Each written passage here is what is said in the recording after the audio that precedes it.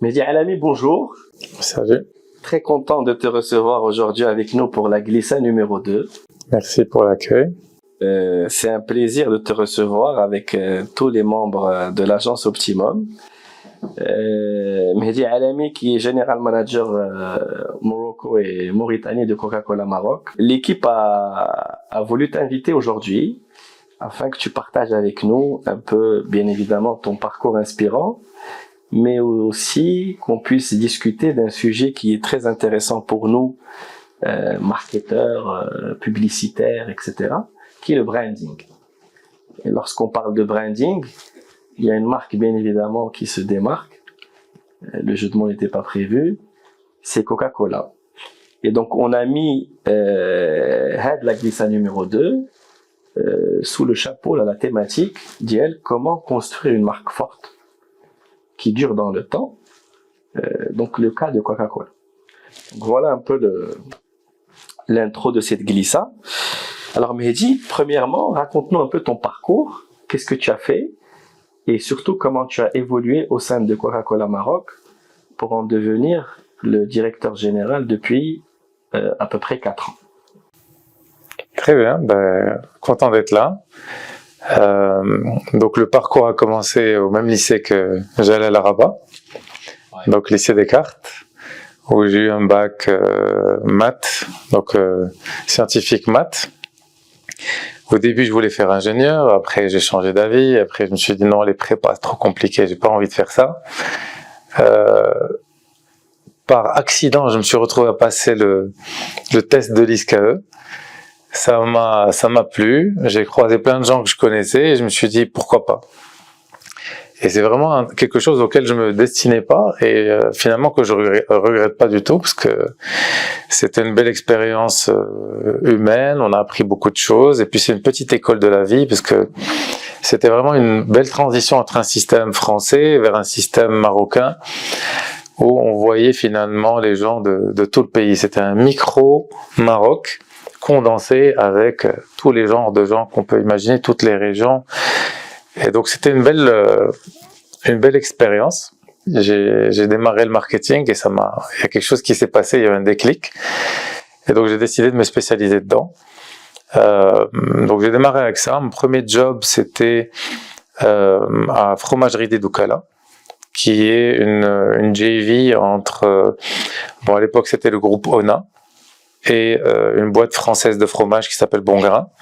Très belle expérience parce que c'était une boîte de moyenne taille, parce que c'était à peu près 500 personnes, incluant une usine locale à Jdida. Et ce qui était top, c'est que c'était une très petite équipe marketing et on faisait de tout. Et à l'époque, il y avait encore moins d'agences sophistiquées comme aujourd'hui. Mais dans le marketing que j'ai fait à l'époque, c'était un marketing end-to-end. On a tout fait. Donc, je me rappelle, on recevait des pavés comme ça de Nielsen pour analyser les données. Donc, il n'y avait ni fichier ni rien. Hein. On n'est pas jeune, malheureusement. On a commencé avec du papier. Et puis, ce que j'ai adoré aussi, c'était la création d'une marque locale marocaine. Parce que Cœur de lait, c'était purement local, mais adossé à un groupe mondial. Donc on avait toute l'expertise développement de produits, R&D, réflexion stratégique qui venait d'un groupe comme Bongrain.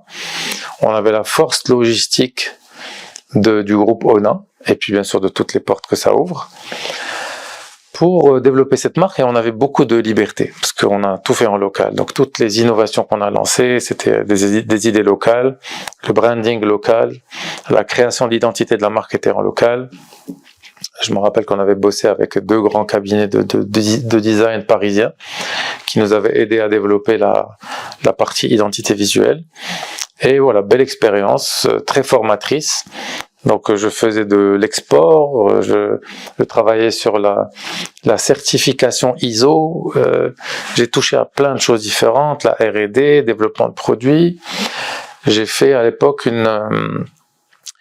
j'ai lancé un projet très sympa qui s'appelle l'évaluation sensorielle des produits. Donc on a formé tous les gens au bureau et à l'usine pour déguster les produits, percevoir les différents goûts.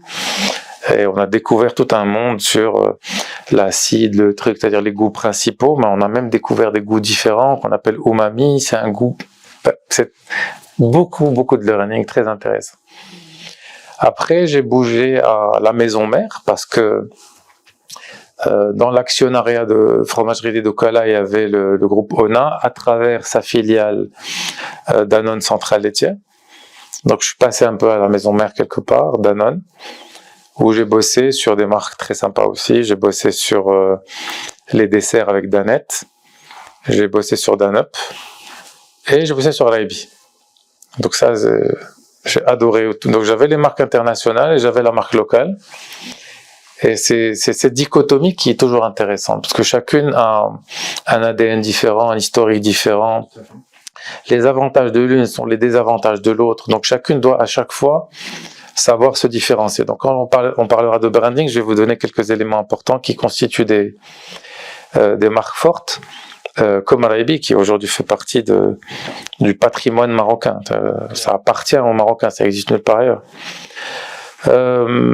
Donc, pas un très long passage, j'avais besoin de bouger, et je suis passé chez Nestlé, où j'ai géré la catégorie du café, donc j'ai géré la marque Nescafé, et j'ai géré le développement produit pour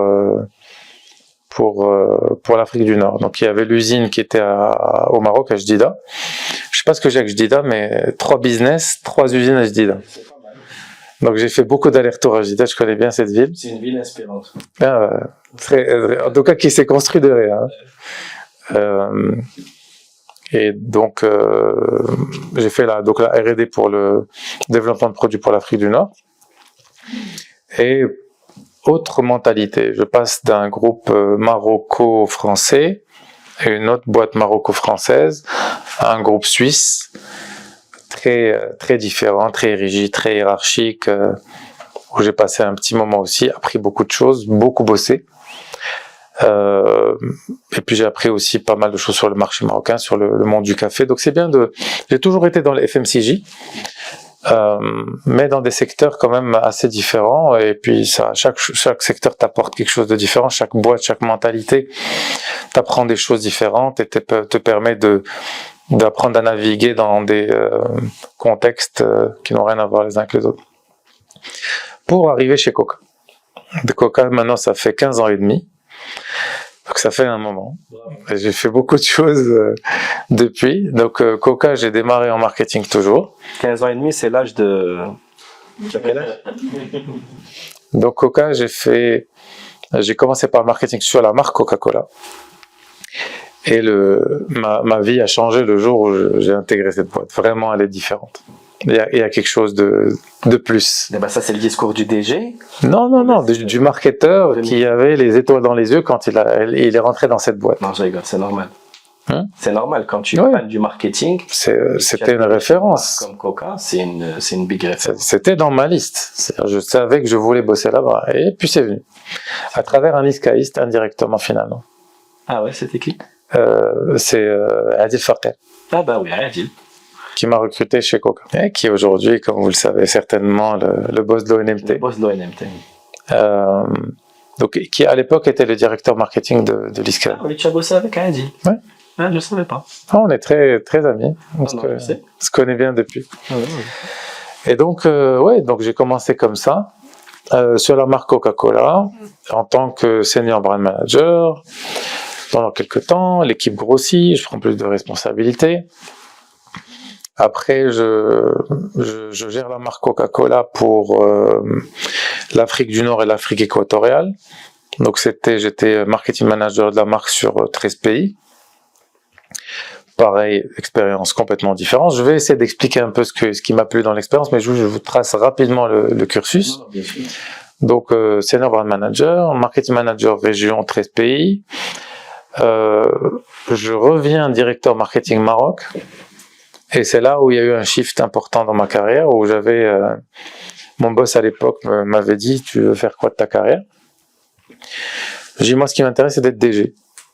Parce que je lui ai dit, quand j'ai fait du marketing, j'ai cherché à faire plus que du marketing.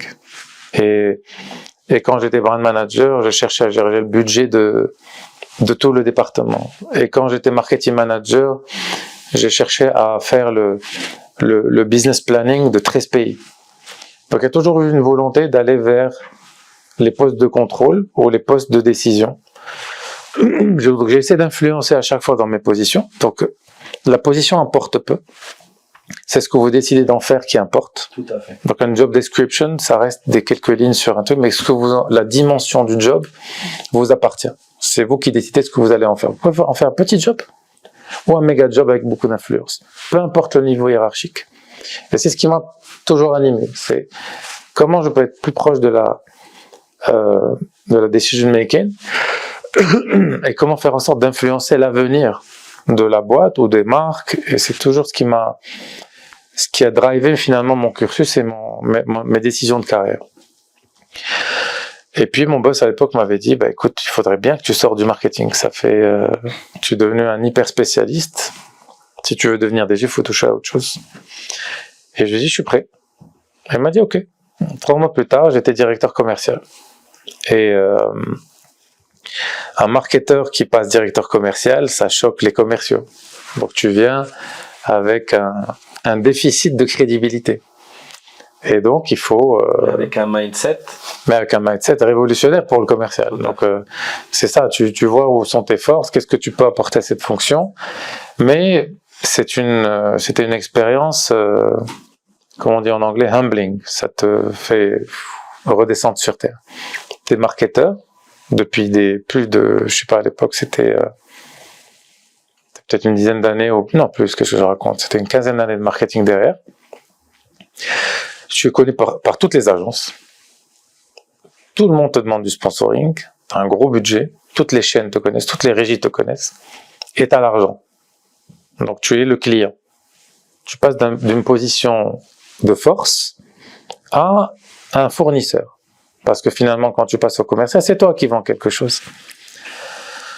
Donc c'était un gros choc dans la carrière. Ça te fait redescendre sur terre, tu vas dans des réunions avec Carrefour et tu deviens tout petit, et tu sais de négocier, et tu renégocies des contrats, et tu sais de les inspirer. Et puis voilà, tu te rends compte que tu sers 140 000 clients tous les jours, des épiciers, ou des laiteries, ou des cafés, ou des restaurants, ou des hôtels, ou des parcs d'attractions, ou des aquaparks, ou des compagnies aériennes. Tu découvres en fait que le coca ne se vend pas tout seul, contrairement à tout ce que tout le monde pense. Et voilà, je pense les deux moments dans ma carrière qui ont été transformationnels, c'est gérer un pays à 13, où tu penses que où le Maroc est unique et différent, tu te dis non, 13 pays, finalement, je me rends compte qu'il y a beaucoup de similarités. Et ton mindset shift, tu cherches plus à défendre ce que tu as, tu cherches juste à te dire, ok, mais qu'est-ce qu'il y a de commun entre tout le monde? Quels sont les insights qui sont universels, qui ne dépendent pas d'une nationalité, d'une religion, d'un contexte, mais il y a des choses qui sont universelles, qui sont valables chez tous les êtres humains de la planète, et tu commences à percevoir le marketing différemment. Donc ça, c'était un changement très, très intéressant pour moi. Et le shift au commercial. Et le dernier shift violent, c'était bien sûr le passage à DG. C'est ça. Et ça, c'est aussi voilà, ça fait 4 ans maintenant. Janvier, ça fera 4 ans. Et pareil, c'est quand tu sors de ta zone de confort et tu décides de te stretcher que tu apprends le plus. Donc c'est à chaque fois ces shifts-là qui m'ont permis de me développer en tant que personne, en tant que professionnel, en tant que leader, en tant que mentor, en tant que coach, en tant que chef d'équipe, en tant que collègue, en tant que tout ce qu'on veut. Donc voilà, ces dernières années ont été très enrichissantes. Mon cadeau de bienvenue, c'était le Covid. Donc j'ai pris le job en plein Covid, ce qui a rendu mon job un peu difficile au début. Il fallait gérer la crise. Moi, j'avais des idées, une vision à implémenter. Je me suis retrouvé à gérer la sécurité des gens, à gérer la continuité des usines, pour s'assurer que il y a 3 shifts, que les 3 shifts fonctionnent, que les 3 shifts ne se contaminent pas au cas où à l'époque on était dans une psychose incroyable, hein, quand j'y repense. Ça paraît loin maintenant, mais Et tout ça de chez toi, tu pouvais pas sortir. Et donc c'était un démarrage compliqué, mais très très formateur. Après, une fois que tu gères une crise comme ça, tu apprécies un peu plus le quotidien, tu te rends compte que les choses ne sont pas granted, que si tu es dans une situation macro, micro favorable, il faut en tirer les bénéfices parce que ça va pas durer éternellement. Et pour après, une crise a enchaîné une autre crise, et donc le mandat de 4 ans de DG m'a appris peut-être quelque chose d'intéressant, c'est que la crise est devenue la base avec laquelle il faut gérer. Avant, quand je me rappelle quand je présentais les résultats, je disais ouais mais parce qu'il y a ce problème-là et ce problème-là et ce problème-là, et j'étais en train de défendre les résultats. Et petit à petit, l'agilité qu'on a intégrée, qu'on a appris finalement un mal pour un bien, c'est que avant, pour réfléchir, on avait des inputs. On fait de la recherche marketing, on a les éléments macroéconomiques, le contexte politique, les conditions internationales, peu importe. Mais il y avait des inputs qu'on intégrait et avec lesquels on basait la réflexion pour décider de la stratégie à adopter. Maintenant, la dévaluation, l'inflation, le fait qu'il y avait un shortage de conteneurs, le fait que le sucre est devenu plus cher, le fait que l'aluminium est devenu plus cher, que la résine de PET est devenue plus chère, ne sont plus des éléments qui sont des problèmes, mais sont juste finalement des inputs. Tout à fait. Qu'il faut considérer. Qu'il faut considérer pour réfléchir. Et donc ta stratégie et ta décision ne sera plus celle d'avant, elle sera juste une nouvelle qui intègre ce contexte différent. Et d'un coup, les problèmes ne sont plus des problèmes. Ce sont juste des éléments de brief. Voilà, c'est comme si quelqu'un vous envoie un brief et vous dit j'ai un problème. Ben, c'est pas un problème, c'est juste un élément à considérer. Et donc voilà un peu le parcours, rapidement. Bravo. En plus de tout ce qu'a raconté Mehdi, c'est un garçon très passionné, c'est un garçon très sérieux, et finalement quand on est passionné, qu'on est sérieux, en général ça paye. C'est très rare que ça paye pas. Donc franchement félicitations, bravo. Il faut être authentique. Tout à fait. Alors, chauffe Mehdi, il y a pas mal de questions, parce que lorsqu'on évoque cette thématique de branding, etc., il y a beaucoup de choses qui viennent à l'esprit. On va aller, si tu le permets, on va deep diver très rapidement. Alors, pour toi, c'est quoi une marque forte? Je vais donner l'exemple de Coca, parce que finalement, c'est ça que je peux vous apporter de différent par rapport à d'autres intervenants. La marque existe depuis 1886 et c'est-à-dire les leaders de cette compagnie ont très vite compris la force du marketing, et je pense qu'ils ont limite inventé le marketing et l'iconographie telle qu'on la connaît aujourd'hui. Le Coca est un produit qui a été inventé par un pharmaciste. Je sais plus comment on appelle ça en français. En tout cas, quelqu'un qui avait une pharmacie et qui est en train de développer des produits genre des breuvages pour répondre à quelques mots que les gens avaient, mal à la tête, manque d'énergie, ce genre de choses. C'est un médicament avant Coca, non? C'est pas un médicament comme on le connaît aujourd'hui, mais un remède de grand-mère. C'est plus comme ça qu'il a été inventé. Je mélange ça avec ça, voilà, la caféine. Il y a plein d'éléments, le sucre, qui était là pour donner de l'énergie, pour réveiller un peu, pour donner un petit boost. Donc ça avait démarré comme ça. Quelqu'un a décidé de mettre du CO2 dedans et pour le transformer en expérience plus intéressante. Et c'est là où le travail de marque a démarré. Comme vous le savez certainement, Coca-Cola peut-être la seule marque dans le monde qui n'a jamais changé son logo et qui a gardé ça comme une identité forte qui fait partie de son ADN. Ce que Coca a compris aussi, c'est que les éléments de branding sont divers. Il n'y a pas que le logo. Il y a toute on appelle ça une VIS, Visual Identity System, où plusieurs éléments ont été intégrés pour faire de Coca-Cola la marque qu'elle est et la rendre identifiable. Donc il y a eu le logo Coca-Cola avec une typo qui a été déposée, qu'on appelle le Spencerian Script. Donc ça aussi fait partie de son ADN, elle est protégée. Personne ne peut écrire avec Coca-Cola. Si vous avez des marques qui copient, vous savez que c'est le logo de Coca-Cola parce que cette VAS, elle est identifiable. Cette typo est identifiable. Donc vous allez jamais vous tromper. Dès que vous allez le voir, vous allez dire ça c'est la typo Coca. Il y avait la vague qu'on appelle nous techniquement chez nous le Dynamic Ribbon. Donc tu avais le logo et avec la vague comme ça qui était en bas, qui aussi fait partie de l'identité visuelle. Tu as la couleur, bien sûr. Donc rouge, avec des déclinaisons blanches et noires. Ensuite, il y avait un autre élément qui a été créé et qui a aussi fait passer Coca d'un niveau à un autre niveau, surtout au moment où il y avait l'internationalisation de la marque, c'est la bouteille, qui également fait partie de la VAS. Clairement, c'est un élément très très important. Qui a fêté ses 100 ans, la bouteille a fêté ses 100 ans il y a 5-6 ans.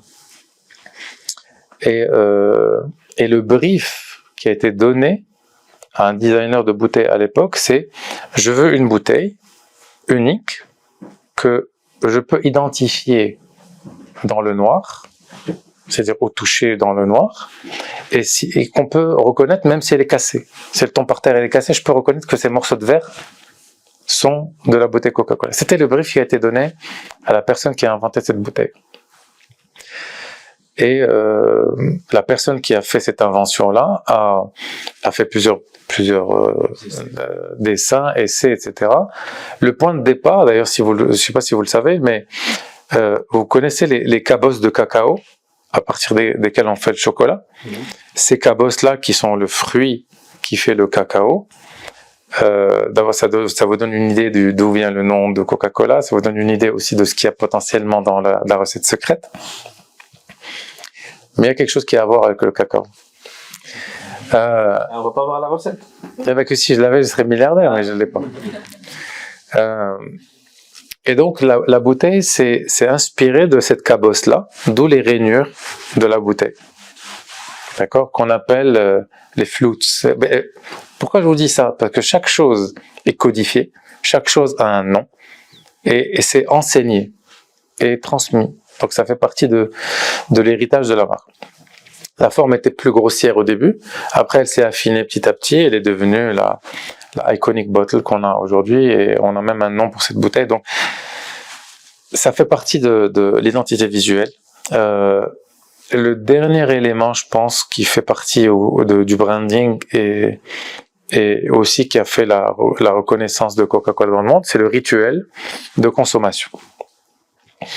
On a un petit bouquin qui s'appelle le Perfect Serve. Comment boire le Coca-Cola. Donc il faut la boire dans un verre Coca-Cola. La forme du verre Coca-Cola est une forme particulière. On a même développé des verres avec des spécialistes de l'œnologie, c'est-à-dire qui font les vins, etc., dégustation de vin, de champagne. Comment faire en sorte que cette forme de bouteille exacerbe l'expérience. Je vais vous donner des petits éléments et ça va vous parler. Donc le rituel verre Coca-Cola, des glaçons, pas n'importe quel glaçon, un glaçon petit fond vite et donc dilue le coca. Il faut des gros glaçons très compacts. Quand on verse le coca dessus, qu'est-ce qui se passe? Le coca va s'emprisonner sous les glaçons et le CO2 ne va pas s'échapper trop vite. C'est ça. Et pour que l'expérience soit ultime et que le glaçon ne fonde pas vite, il faut que le coca soit à 3 degrés. Et quand il est à 3 degrés, on le verse sur le glaçon ne fond pas. C'est-à-dire, moi, quand je suis au restaurant, quelqu'un me donne un coca chaud, je le rends. Ce qui est intéressant dans ce que tu dis, c'est que nous, aujourd'hui, comme tu le sais, on gère pas mal de marques et on voit beaucoup de marques aujourd'hui, de jeunes marques, etc. Et moi, j'ai comme l'impression, ou là, on a comme l'impression que ces marques-là ont vite envie de grandir et elles brûlent beaucoup d'étapes. et font fi un peu de tout ce travail de réflexion, de construction de l'equity. Et c'est un peu dommage parce que nous, marketeurs ou la publicitaire, on essaie toujours de conseiller aux marques. Attention, avant de faire de la promo, avant de faire ça, avant de faire ci, voilà, il faut que les gens puissent t'identifier, il faut que les gens... Donc je sais pas, est-ce que c'est plus les marques old school ou là un peu anciennes qui ont vraiment fait le travail ou d'abord... Fantine, je sais pas si tu vois ce que je veux dire. Non, je comprends. Mais des principes restent valides. Tu vois ce que je veux dire? Même avec le nouveau monde, il y a des principes que Coca-Cola a fait qui peuvent être étendus à n'importe quelle marque. Après, peut-être ça va se faire plus vite, la construction peut se faire plus vite parce que avant, pour que Coca-Cola atteigne le monde entier, il a fallu s'internationaliser, avoir des unités de production. Et c'est un produit physique, donc si tu le vois pas, tu le touches pas, tu ne sais pas qu'il existe. Aujourd'hui, il y a beaucoup de services, de marques en tout cas, qui sont virtuels et qui permettent de voyager dans le monde en une journée sur les réseaux sociaux, alors qu'un produit, c'est un peu plus compliqué. Donc, c'est ça qui a peut-être un peu changé par rapport au passé, c'est que nous, on reste quand même un produit physique. Après, un service, une assurance, un site web, Alibaba, n'importe quoi, Amazon, c'est beaucoup plus simple, beaucoup plus rapide, mais les principes restent les mêmes. C'est pour ça que je voulais en citer quelques-uns pour que vous vous rendiez compte de ce sur quoi il faut potentiellement conseiller vos clients pour développer des marques fortes. Déjà, il faut un bon produit ou un bon service, peu importe. Une assurance ou une carte Visa ou d'abord Mastercard, d'abord un super produit. C'est le point de départ. Quand vous allez dans un restaurant, vous mangez mal, vous revenez pas. Peu importe comment il s'appelle ce restaurant, peu importe si sa marque est forte. Mais d'abord, il faut un produit qui soit irréprochable, qui réponde à un besoin et qui soit différencié. C'est que si vous créez des marques, c'est pour différencier une d'une autre. Comprenez que l'importance d'une marque réside dans la différenciation. Tout à fait. C'est comme si vous avez un nom et un prénom. Donc, cette marque s'appelle tant, comme ça, donc elle est unique, elle est différente. En quoi elle est différente? Et c'est là où le travail créatif et de réflexion et stratégique doit être mené pour dire quelle est la différenciation. On appelle ça un edge, parce que différent ne veut pas dire meilleur. Il faut une différence avec un edge. Qu'est-ce que j'ai de plus, de mieux, de meilleur? Il faut que ce edge soit sustainable dans le temps. Si j'ai un avantage qui, au bout d'un mois, peut être copié par n'importe quel autre acteur sur le marché, ce n'est pas un avantage. C'est pas un edge qui dure dans le temps. Alors, c'est une bonne transition à ma deuxième question. Comment on fait justement pour pérenniser le succès d'une marque forte comme Coca? Aujourd'hui, quand on voit un peu, et c'est bien de rapporter un peu de discussion au marché marocain, il y a plusieurs marques fortes à l'international qui sont venus s'implanter au Maroc, mais qui n'ont pas réussi. Et c'est pas forcément qu'ils n'ont pas adopté avec le Act Local, Think Global, Act Local. Ils ont fait le Act Local, mais à leur manière, et ils n'ont pas su pérenniser la marque sur le marché. J'ai pas mal d'exemples, mais aujourd'hui Coca est un exemple très fort, parce que depuis des années, Coca est fort et leader sur le marché. Donc, c'est quoi le secret de la réussite pour qu'on puisse pérenniser autant ce succès? C'est une très bonne question. Je vais vous parler de quelque chose. C'est quoi la marque marocaine forte que vous connaissez, qui vient spontanément chez vous?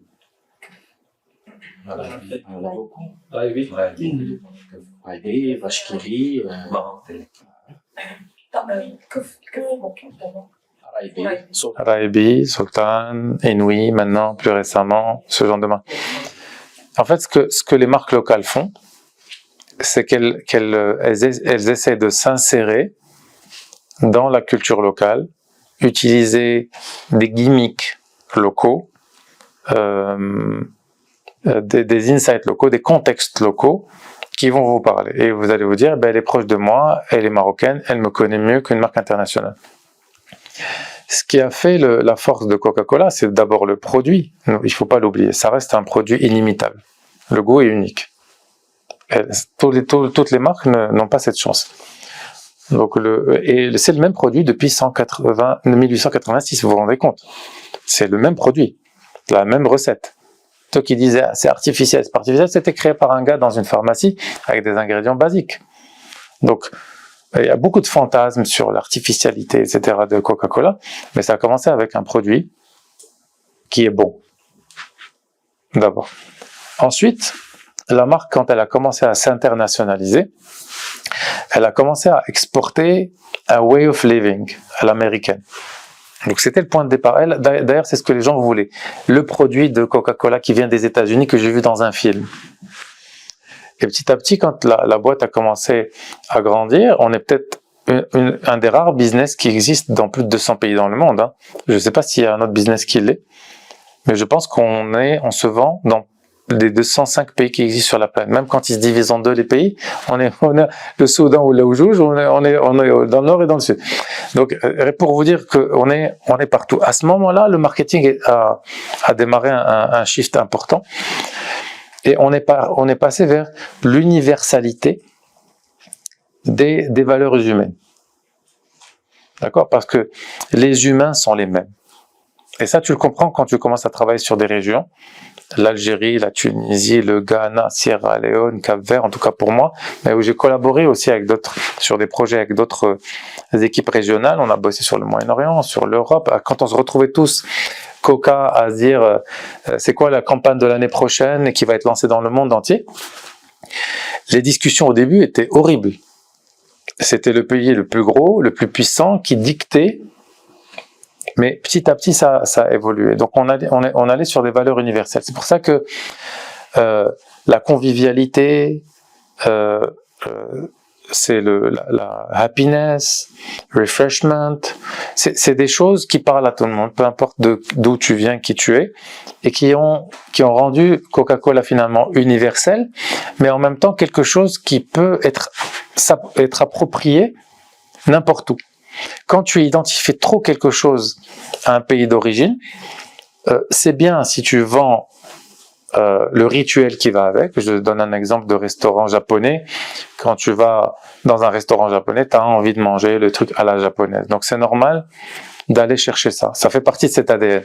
Coca-Cola il y avait une citation de Andy Warhol qui disait « Peu importe qui tu es, peu importe how rich or poor you are, peu importe ton âge, peu importe le pays où tu es, tu ne pourras jamais t'acheter un Coca-Cola plus différent de quelqu'un d'autre. C'est le même pour tout le monde. Il est démocratique, il est accessible, il est simple.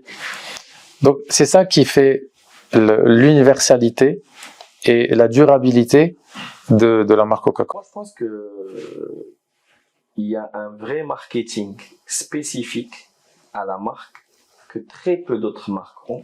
Pendant les années 80, Coca avait lancé avec le fameux slogan Have a Coke and Smile. Comment tu peux, les années 80, c'est pour la génération d'aujourd'hui, c'est l'ère préhistoire. Comment tu peux oser associer le bonheur à ta marque, en sachant que le bonheur c'est une notion très personnelle, très philosophique, qui te le fait besoin de l'houage. Donc comment une marque se dit attends, là notre prochain parti pris stratégique, notre prochaine big idea c'est have a Coke and smile, et ça cartonne. Écoute, c'est un cheminement et une évolution. Le début du marketing de Coca était lié à l'expérience produit. Drink it cold, etc. Donc, on était beaucoup plus sur ce genre de communication. Et on a créé des types de communication évolutifs. Le premier niveau, on appelle ça intrinsics. C'est les intrinsèques liés au produit. Donc, le goût, la couleur, le rituel, etc. Et donc, il y a un bénéfice direct du produit, c'est qu'il te rafraîchit. Le Coca-Cola n'est pas un produit de première nécessité. Tu peux vivre sans, il n'y a aucun problème.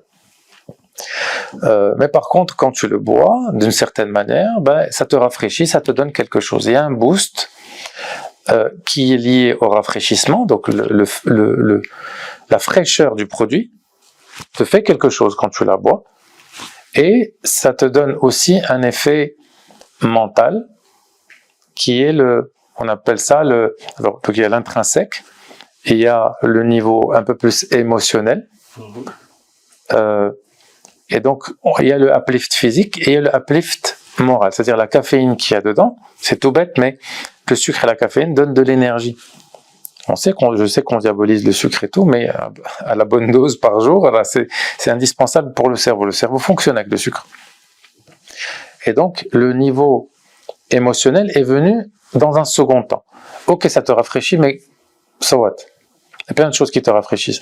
Ouais, mais ça te rafraîchit, ça te donne un boost mental, comme si tu prenais un café. Sucre, caféine combiné te donne de l'uplift.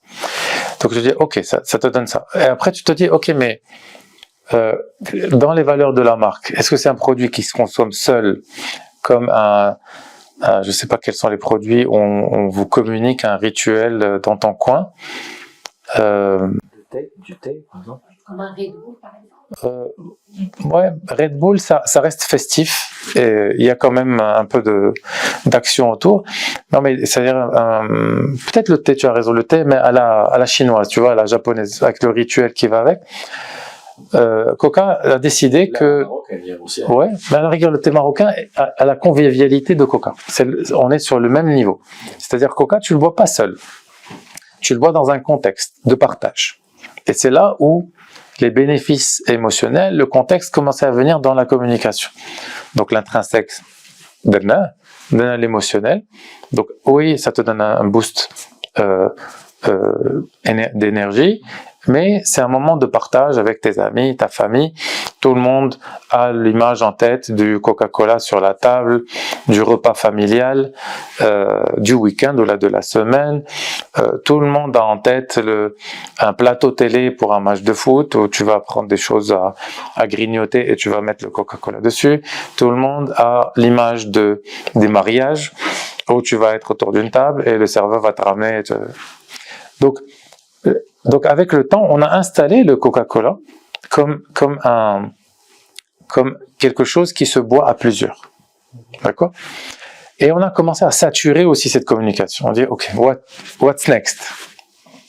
Et c'est là qu'est venu le troisième niveau qu'on appelait la communication culturelle, où la marque commençait à se positionner comme, comme une icône de la culture populaire. Vous entendez beaucoup ça, pop culture. Et donc aujourd'hui, le Coca est rentré finalement dans l'inconscient collectif comme quelque chose qui a fait partie de nos vies, qui a fait partie du décor, qui est dans les anciens films. Les anciens signage sont devenus vintage. Aujourd'hui, le vintage est à la mode. Ben, Coca-Cola a beaucoup d'éléments vintage grâce à son historique qui sont redevenus à la mode grâce à ça, sans que la marque ait changé. Et la marque a démarré la première communication culturelle avec la guerre au Vietnam. Oui. Elle avait osé à l'époque faire une pub avec une centaine de personnes la pub, elle s'appelait Hilltop. Hilltop, c'est-à-dire le top d'une colline. Hilltop. Et on a ramené toutes les ethnicités du monde. Elles se sont mises sur la colline et elles ont chanté une chanson de valeurs universelles, de paix, dans un moment où la guerre dans le monde était en pleine explosion. Il y avait déjà la Première Guerre mondiale, la Deuxième Guerre mondiale était déjà venue aussi, et il y avait la guerre du Vietnam. Donc, la marque commençait à prendre position. Donc ça y est, tu as dépassé le produit, l'émotionnel. Là, tu passes au culturel, tu prends des risques. C'est ça. Et c'est des risques importants. Donc il y a eu cette communication sur la guerre au Vietnam. Il y a eu la première communication d'une marque contre le racisme. Oui. Je pense la première pub à montrer des blacks américains, afro-américains, c'était Coca-Cola. Et qui les montrait à l'époque où il y avait encore le racisme aux États-Unis, la ségrégation. Donc il y a eu plusieurs étapes dans le monde. Il y avait la dernière communication culturelle qu'on avait fait, c'était... Alors, il y avait un contexte mondial, je me rappelle plus lequel. Une marque forte, c'est toujours une marque engagée. Il faut prendre des risques. Il faut prendre des positions. C'est ça. C'est-à-dire que c'est ce qu'on dit même au quotidien. C'est ce qu'on dit au quotidien quand on travaille pour des marques. Il faut prendre des risques. Mais il y a des prérequis. bien évidemment. Mais une Il faut marque, être crédible. bien évidemment. Mais une marque qui prend des risques a de très très fortes chances, bien sûr des risques mesurés. Légal Mehdi, il y a des prérequis. Mais quand tu prends des risques, tu as plus de chances de marquer les gens, d'impacter la société dans laquelle. Te différencier, exister. Ouais. Tout à fait. Donc c'est de là qu'est venue finalement l'évolution pour arriver au bonheur. C'est-à-dire l'étape finale, c'était un level. C'était ça. Maintenant, le bonheur, c'est encore une fois que nous, quand on briefe nos agences, quand on discute avec les équipes marketing, on leur dit faites attention, ne faites jamais passer le message que Coca-Cola te donne du bonheur. C'est pas vrai. C'est important de le comprendre. Coca-Cola juste te dit je te propose un produit qui te donne un uplift physique et moral, et dans un contexte de moments simples du quotidien, finalement, qui fait le bonheur. C'est les instants simples de tous les jours où le Coca-Cola peut venir jouer un rôle qui crée ce bonheur-là. Mais c'est pas Coca-Cola qui le fait, mais c'est un partenaire qui t'accompagne dans ce genre de moments simples. Et on ne communique pas, nous, sur des moments sophistiqués. C'est pas Nike qui te fait courir plus vite non plus, tu vois. Et c'est pas Apple qui t'offre le meilleur de la technologie. Mais ça reste c'est simple. Qui sont arrivés à construire une forte identité et qui peuvent se permettre de prodiguer ce type de message. Alors, Mehdi, le débat est sympa, l'échange est top, puisque on parle d'une marque très forte qui a une grande expérience et donc beaucoup de réalisations. Et ce qui nous intéresse toujours, c'est le marché marocain. Là, j'ai grandi avec des campagnes très spéciales. Et j'avais l'impression que le Maroc entier était comme moi à l'époque. C'était les campagnes de Coca, كان خصك تجمع البوشون وكلشي تيقلب على البوشون. Guidoun. Et Les plus vieux d'entre vous. Et le Maghreb كامل impliqué, sérieusement.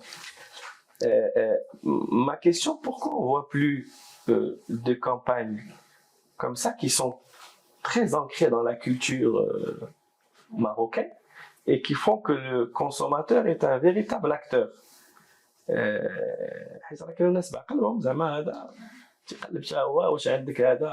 Tu vois, donc, est-ce qu'on était naïf à l'époque? Et ça se différenciait parce que le mécanisme était très simple, n'importe qui pouvait faire ça. Ou là, c'était vraiment une innovation à l'époque. C'est un point différenciant de Coca-Cola par rapport à d'autres boîtes. De faire gagner des Tesla, des choses comme ça. Ouais. Non, mais je vais en arriver là, mais tu mets le doigt sur un truc très important. Le plus important dans une boîte comme Coca-Cola, c'est qu'on fait pas du marketing au pif. Si vous pensez que le marketing n'est pas une science, it's art and science, en fait. Il y a une partie art et une partie science. Clairement. Il y a une partie data primordiale. Le marketing ne travaille pas au pif. Il y a beaucoup d'études. On fait beaucoup d'études, on a beaucoup de rapports. Je vous donne 2-3 exemples de types d'études qu'on a. On a un truc qui s'appelle le household panel, c'est-à-dire qu'on a un panel de foyers marocains qu'on suit. Qu'est-ce qu'ils font, qu'est-ce qu'ils mangent, qui vient chez eux, qu'est-ce qu'ils regardent, quels sont les produits qu'ils ont à la maison, c'est-à-dire ils remplissent des formulaires, dire ouais, j'ai acheté ça, dans mon placard j'ai ça, et j'ai consommé ça tel jour, en quelle quantité, quel type de verre, ça c'est un type on fait des études de sensibilité de prix, on fait des études sur des trends, trends locaux, trends universels. Tout ça pour dire quoi? Je ne veux pas passer beaucoup de temps là-dessus, mais tout ça pour dire que le decision making de notre marketing est basé quand même sur des insights consommateurs solides. Et pour cette promo en particulier, j'ai une petite histoire, parce qu'elle a eu lieu, la promo de Guidon, en 97. En 97, je sortais à peine du lycée, donc j'étais pas chez Coca. Et un ancien directeur de recherche marketing qui a quitté depuis un petit peu, qui a passé 25 ans chez nous, qui était chez nous un gourou. Pour nous, on l'appelait le gourou parce que il avait accumulé plus de 20 ans de knowledge, de recherche, etc. Et il m'avait sorti, dans ses vieux dossiers, une étude qui a déterminé pourquoi on a choisi ça. À l'époque, il m'a dit, on avait compris que le mode de vie se modernisait, que les transports en commun commençaient à se développer. Tout le monde n'avait pas les moyens d'avoir une voiture, mais le réseau de bus, etc., de taxis, ce taxi était trop cher à l'époque, les bus étaient pas chers, mais ne quadrillaient pas les villes correctement. Et je parle même pas des petites villes où il y avait même pas de transport en commun. Il m'a dit, on a compris à l'époque qu'il y avait un besoin de mobilité flexible. On a essayé de répondre à ça. Et on a dit, voilà, il y a une promo qui va venir répondre à un besoin consommateur, qui était le moteur. Le moteur, c'est à l'époque, bon, c'était des 103 SP rouges qu'on avait négocié, et on avait fait, comme on a des gros budgets, on a pu acheter un nombre important, et on avait le trick marketing qui était sympa, que l'agence nous avait aidé à déterminer, c'était de créer la rareté, qui aujourd'hui est un concept marketing que vous connaissez très bien. Ne serait-ce que les sneakers. Les sneakers, c'est horrible. C'est la même chaussure, fabriquée par la même usine, de la même manière. Il suffit qu'il y en ait 500 exemplaires au lieu d'1 million, et ça devient une monnaie d'échange. Ça devient même tu fais du trading avec. C'est incroyable. Et donc, quelqu'un a compris ça et a dit, voilà, si on rend un bouchon plus rare, et donc ça a créé ce concept de promo. Après, les promos ont évolué. Les consommateurs ont évolué aussi. Un consommateur commençait à être un peu plus pragmatique, il avait accès à plus de choses, et te dit, moi, tu me fais une promo où j'ai une chance sur 10 000, 20 000, 15 000, 1 million de gagner, Ça m'intéresse plus. Parce qu'à un moment, on a fait des voitures, on a fait gagner 100 Citroën Saxo, il y a une éternité, c'est beaucoup d'argent, c'est un gros budget. Mais les gars te disent, bon, bah écoute, si la promo ne change pas le behavior de ton consommateur, elle sert à rien cette promotion. Donc gardez en tête aussi que les promos, c'est pas fait pour faire de l'image. La promo, c'est fait pour faire des ventes. Et donc on se rendait compte que l'impact sur les ventes commençait à baisser. Et à chaque fois, on essaie de se réinventer pour trouver le concept qui fonctionne. Le dernier en date qui a fonctionné, issu de recherche, parce qu'on a fait pourquoi, quand on a fait une promo Coupe du Monde, où j'ai offert des ballons de la Coupe du Monde, des t-shirts Coupe du Monde, des chaussures, des trucs, plein de gifts, ne marchait pas. C'est-à-dire, j'avais acheté une année 2 millions de gifts. C'est un gros chiffre. Et on les donnait dans les dépôts, et les gens ramassaient les bouchons et devaient aller chercher le cadeau dans les dépôts. Les gens ne venaient pas. Et ouais, je vais me déplacer pour un t-shirt. C'est ça. Ah, les ballons, ils se déplacent. T-shirt, mais qui ne se déplacent pas. Et on se rendait compte qu'à la fin, on avait plein de t-shirts, plein de casquettes, plein de trucs super sympas, que les gens ne venaient même pas chercher. Donc, tu te poses des questions, tu fais des recherches, tu essaies de comprendre. C'est pour ça que je disais, le decision making a toujours été guidé par de la recherche consommateur. Et on est arrivé à un moment donné où le mobile était en plein développement, où les recherches téléphoniques étaient encore chères, et on a dit pourquoi on n'offrirait pas quelque chose comme ça. Et aussi, on a compris que les gens, quand ils disaient c'est une tombola, une chance sur X, ça changeait pas son comportement. Donc ce qui aujourd'hui, je peux vous le signer maintenant, fonctionne en termes de promo, c'est Instant Win, et quelque chose qu'on peut redeem de façon virtuelle. Je ne dois pas me déplacer, c'est pas un cadeau physique. Donc, si tu as ces deux ingrédients, en général, ça fonctionne. L'accès à de la musique. Donc, on a fait les recherches téléphoniques. On a fait une belle négociation à l'époque avec Maroc Télécom. Je me rappelle. Et on l'a fait 4 ans de suite avec des impacts incroyables sur les ventes. On était sur du plus 40% de ventes. Et jamais une promo chez nous n'a fonctionné avec ce qu'on appelle un taux de redemption, c'est-à-dire un taux de gain de 70%. C'est-à-dire on a lancé un certain nombre de codes sur les bouchons, 70% ont été activés, les codes recharge. Voilà un peu la dernière promo, et puis on est en train, en ce moment, de réfléchir au prochain concept intéressant. Donc il y a plein de choses et l'électrique fait partie de... Ah, génial. Non, pourquoi j'ai posé cette question à El Bouchoun? Parce que c'était vraiment un phénomène. Et ce qui est intéressant dans ta réponse, c'est que si tu n'impactes pas réellement le behavior et le quotidien des gens, tu ne peux pas émerger, tu ne peux pas fonctionner. Aujourd'hui, il y a des tendances mondiales dans le secteur, on va dire des boissons gazeuses, etc. Comment Coca se positionne par rapport à ça? Est-ce qu'il y a des choses nouvelles qui sont prévues et toujours en relation avec le marché marocain?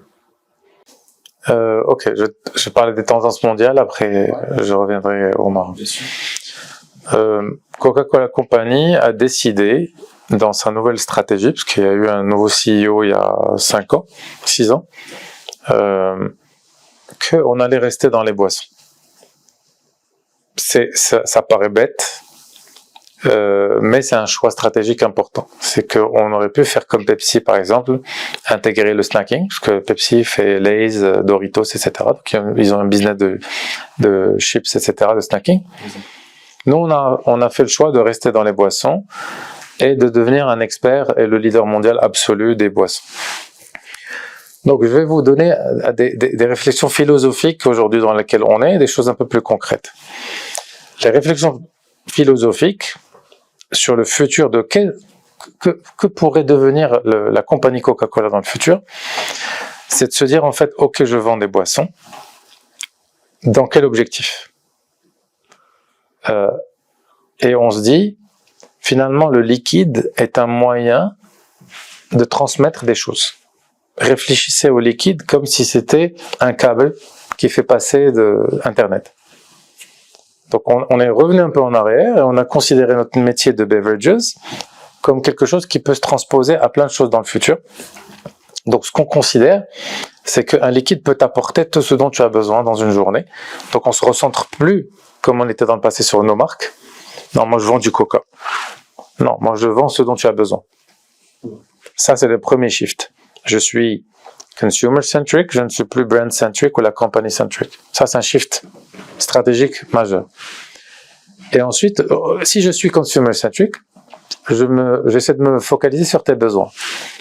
Encore une fois, il y a des besoins universels, il y a des besoins régionaux, locaux. Mais la vérité, c'est que l'humain est une machine qui fonctionne de la même manière partout dans le monde. Chinois, marocain, ça change rien du tout.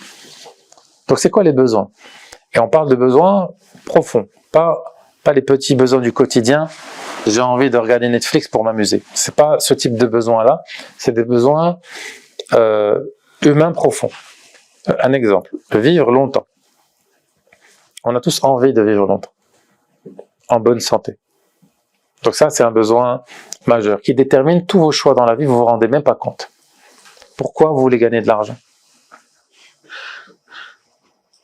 C'est pour devenir riche? Non, c'est pour vous offrir un certain standing de vie, un confort, un toit, un chauffage, un truc. Tout ça pourquoi? Pour être confortable. Oui, confortable pourquoi? C'est-à-dire quand vous double-cliquez, on remonte à 4 besoins primaires, universels, dont vivre plus longtemps, mais il y en a d'autres. Pourquoi on s'alimente? Pourquoi on suit un régime particulier par un autre?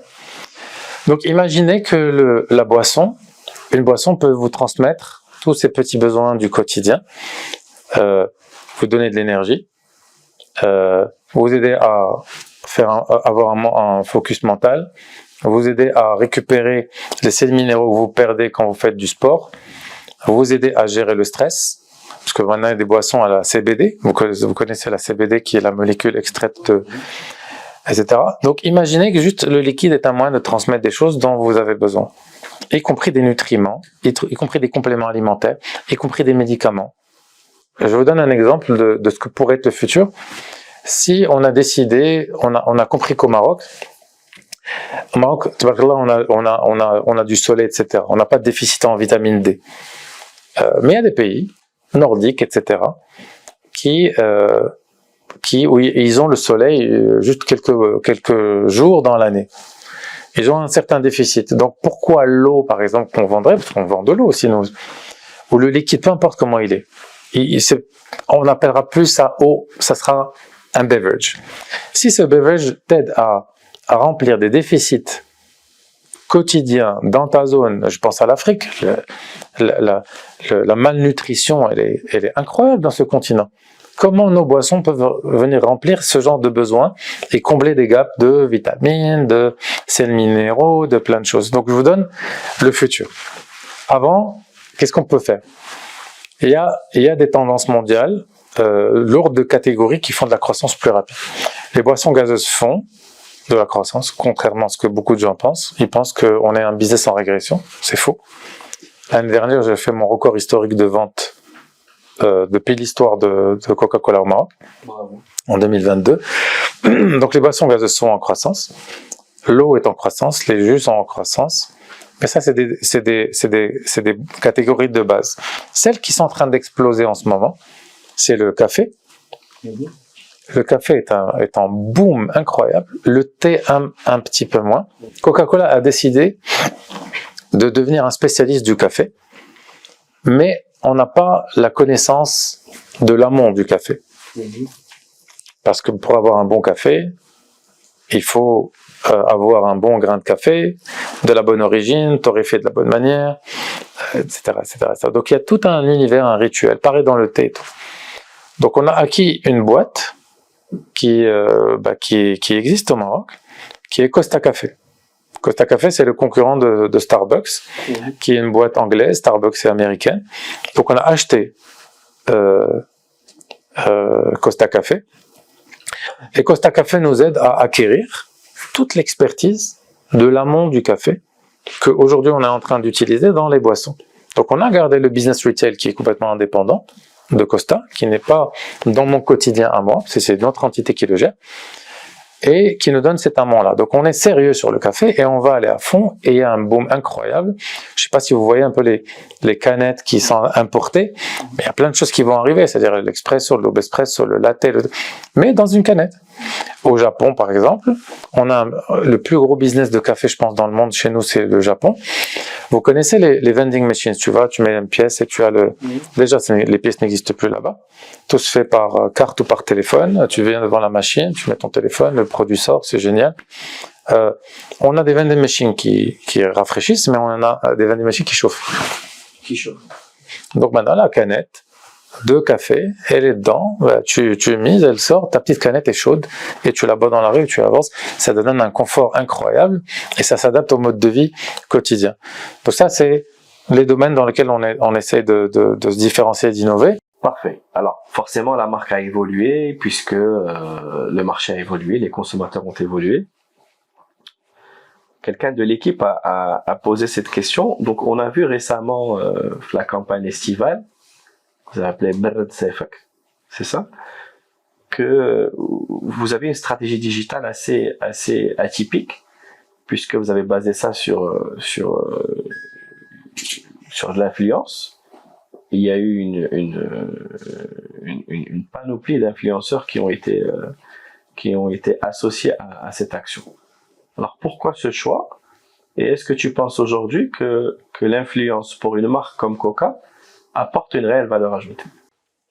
Je vais prendre plus de recul pour vous parler de la transformation marketing qui a fait qu'on en est arrivé là. Okay. Si Coca-Cola avait un edge marketing dans les années 80-90, c'est indéniable. Notre edge de marketing a commencé à s'essouffler avec les grandes marques de technologie qui sont venues, etc. On commençait à être un peu plus ringardisé. Donc c'était plus trendy de parler de Tesla ou de Amazon que de Coca-Cola. À un moment donné, notre marketing a commencé à se dire ok, mais peut-être qu'on est un peu old school. Et c'est de là où est venue une réflexion de se dire quel est le marketing du futur, qu'est-ce qu'on peut faire aujourd'hui pour continuer à être la meilleure boîte de marketing de la planète. Et cette transformation, elle est en cours. Et je vais vous dire c'est quoi les composantes principales. La composante principale, c'est que à qui on veut s'adresser? On veut s'adresser à une génération qui s'appelle Gen Z. Donc ça déjà, je parle pas à tout le monde. Moi, je parle à Gen Z. Donc ça te réduit. C'est qui Gen Z? C'est quoi leur profil? Comment ils vivent? Comment ils consomment? Etc. Tu te rends compte qu'ils sont digital, comment on dit, savvy. Ils sont comment tu dis, Trendsetter, c'est-à-dire ils sont nés avec le digital, j'ai oublié le native. natives. Et donc tu sais que tout se passe dans le téléphone et tout se passe sur le digital. Et la boîte a pris une première décision, c'est que qu'on a déjà exécuté. Hein. Aujourd'hui, as we speak, 60% de mon budget va dans le digital. Ce qui est choquant. Non. Quelle marque marocaine a 60% si c'est pas les nouvelles? Mais tout le monde est en train de négocier avec Régie 3, avec 2M.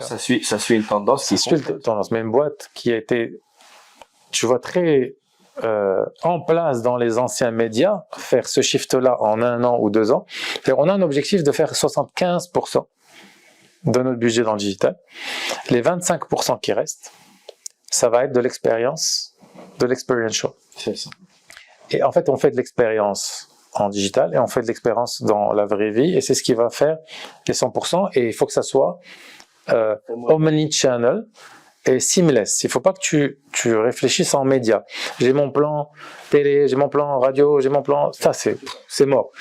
On a de la communication, on a du content qui va être diffusé seamlessly sur plusieurs trucs et on va plus se rendre compte qu'est-ce qui est virtuel, qu'est-ce qui est vie réelle, mais dans l'ensemble, on va donner des expériences. Et c'est ça un peu la transformation numéro 1. Transformation numéro 2, c'est data. On a toujours analysé de la data, mais il y en a de plus en plus et on doit faire le shift big data. Ouais. Et on est en train de le faire. Donc, on rentre de l'intelligence artificielle dans notre manière d'analyser et de générer des insights. On a été peut-être, je ne sais pas si on est les premiers ou pas, mais en tout cas parmi les premiers, à faire de l'engagement avec un pool d'influenceurs. Parce qu'on ne cherche pas à associer une image de la marque à une personne en particulier. Pepsi fait ça, et des marques qui aiment bien les endorsements. Coca est plus grande que les stars. C'est dans notre tête. Et des fois, les stars te font plus de mal qu'autre chose. Il suffit qu'ils aient un sextape qui sort, il suffit qu'ils aient n'importe quoi, qu'ils se prononcent sur le conflit israélo-palestinien, peu importe. C'est historique. Oui. C'est malheureusement l'image des gens peut entacher l'image de ta marque alors que ton capital principal, surtout nous, notre capital, c'est la puissance de la marque. Si tu enlèves la puissance de la marque, la boîte, c'est-à-dire la valeur de la boîte, c'est peut-être 100 fois moins. Si tu prends juste les bureaux, les trucs, les usines, c'est pas ça qui fait la valeur de la boîte. C'est le capital des marques qui fait la valeur de la boîte. Donc ce capital-là, on le protège. On joue pas avec. Donc c'est pour ça que je dis la marque est plus importante. Moi, je suis là de passage. Je contribue à cette marque qui est énorme et qui sera là après moi. Ce qu'on disait tout à l'heure. Qui sera là après moi, donc je suis un contributeur. La marque est plus grande que moi. Et moi, je suis pas là à me dire non, les gens m'adulent moi, les gens n'ont rien à faire de moi. C'est le fantasme de la marque et de son impact historique que les gens viennent chercher. Excellent, et je te connais très bien pour attester de tout ce que tu viens de dire. Et pour finir, quel héritage tu souhaiterais laisser en tant que DG de Coca? Ça fait bientôt 4 ans. Est-ce que d'abord c'est facile de laisser un héritage quand on drive une marque qui est très très forte? Écoute, je pense que quand on est passionné, on peut. Et quand on a une vision, un idéal, je vais vous dire comment je fonctionne. Je suis quelqu'un qui a besoin de se réveiller le matin avec un idéal à aller chercher. Je peux pas fonctionner avec le quotidien, l'exécution des projets, etc. Ça me ternit. Ça me stimule pas. Ce qui me stimule, c'est de me dire, je me réveille le matin pour atteindre une mission. Cette mission-là, si elle te fait pas peur, si elle n'est pas stretch, si elle n'est pas vraiment révolutionnaire, c'est pas une bonne vision. Donc, quel que soit le job où j'étais, je vous rassure, mais vraiment, à n'importe quel job, j'ai fait cet exercice mental parce que c'est quelque chose qui m'auto-stimule. Et dans mon job de DG, c'est pareil, j'ai décidé que le Maroc allait être un pays positionné comme l'Amérique latine de l'Afrique. C'est-à-dire que j'allais être le pays le plus sophistiqué en termes d'exécution sur le marché, avec un marketing innovant et le plus digitalisé.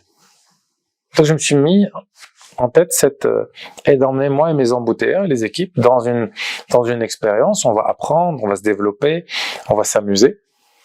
We need to have fun. Et après, on va se réveiller, on va se dire, waouh, regarde tout ce qu'on a fait. Mais on peut pas achieve des choses transformationnelles si on crée pas la tension, le stretch et le chaos, des fois qui sont nécessaires.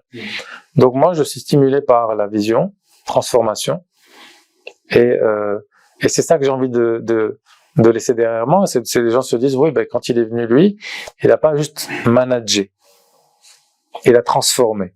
C'est ça. Et ça, moi, c'est ce que j'adore. C'est ce qui fait que je viens au bureau tous les matins en se disant, voilà, je sais pourquoi je suis là. Excellent.